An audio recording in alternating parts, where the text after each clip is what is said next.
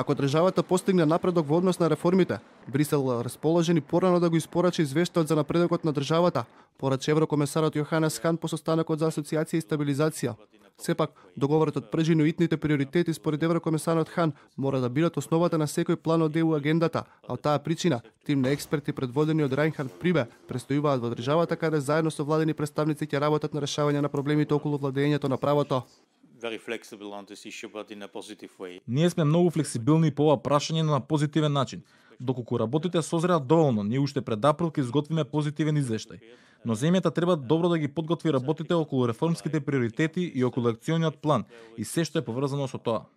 Високата представничка на Европската комисија Федерика Могерини, која беше ко-председавач на Советот заедно со вице-премиерот за евроинтеграција Бујар Османи, изјави дека Европската унија стоеше зад земјата целиот период на политичка криза, кој помогнала диалогот и дека сега се очекуваат резултати од посветеноста на реформите.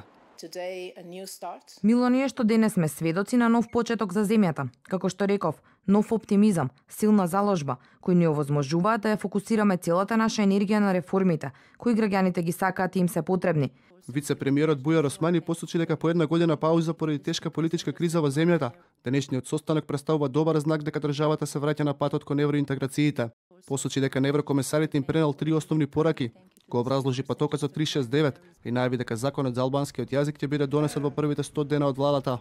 Пораката денеска што ја испратив е дека планот 369, кој што го подготвивме како дел од првата траекторија, а се однесува на мерки кои треба да се реализираат во првите 3 месеци, како краткорочен план, се до следните локални избори, за да имаме фер и кредибилни избори. Министерот за надворешни работи Никола Димитров пак порача дека новата влада има само едно суштинско ветување, а тоа е градење на независни институции кои ќе обезбедат со државата да владее правото.